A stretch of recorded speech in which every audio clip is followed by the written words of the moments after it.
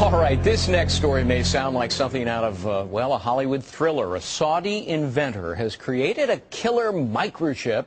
It's designed to track terrorists and criminals and, well, you can think of somebody. Not only does it include a GPS device, it also has a lethal dose of cyanide, which can be activated at any time. You get my point? The inventor's bid for a patent has been rejected in Germany. Joining us now this morning to talk about it, Jake Ward, deputy editor of Popular Science. Okay, this is pretty macabre, pretty sinister and nefarious. How exactly would this work?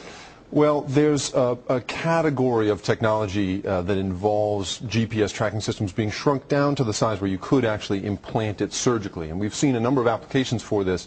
This is without question the most sinister version of it that I've certainly heard of. You know, and the notion of tracking criminals is not new, but the notion of killing them remotely, I think, is a whole new thing. Yeah, and Germany says, look, we're not going to approve this. That's because right. For that very purpose. And apparently, in some of the paperwork in applying for the patent, you know, you could track fugitives from justice, terrorists, illegal immigrants, criminals, political opponents, defectors, and Saudi Arabians who don't return home from pilgrimage.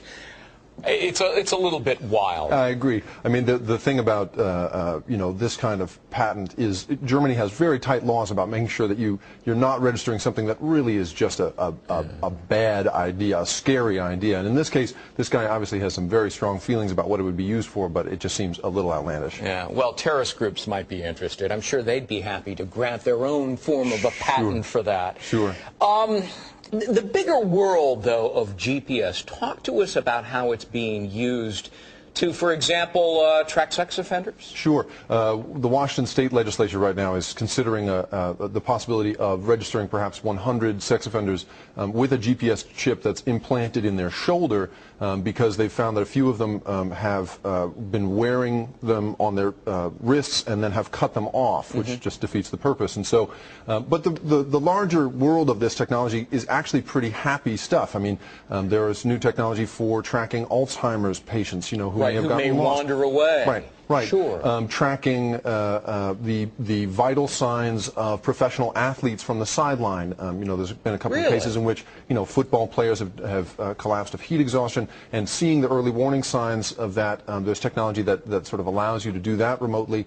You know, even something as benign as keeping track of your dog. You know, a radio frequency tag implanted in your pet. The vet, you know, finds a stray, scans it, and finds its rightful owner in an instant. Yeah. Do you see an explosion of the use of GPS devices? And obviously a lot of people are concerned about an intrusion of privacy. Absolutely, sure. I mean, I think that there is a trade-off there, and obviously this you know, the inventor who filed for this patent has gone across the line in terms of privacy. Yeah. But the use of GPS in the future will allow you to, you know, you'll never lose your wallet again. You'll never lose your keys again. Right. It's that kind of stuff where you're going to, you know, you'll be able to beep any object you own, you know, and find it in the house. And so, you know, there's the vicious expression, and then there's the really, really helpful expression that I think we'll see in the future. You know, I lose socks in the dryer. I don't know how that happens. Maybe that would help me in that regard. Yes.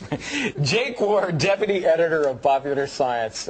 Interesting stuff. Thanks very much. I got my little buddies microchipped. Bailey do you and really? Basha. Yeah. Yeah. I do, just in case they get away. And then you bring them and you take them to like the checkout counter at the grocery store and you scan them and then they say, I belong to Megyn Kelly. That is very cool. Yeah. Bailey and Basha. Something like that.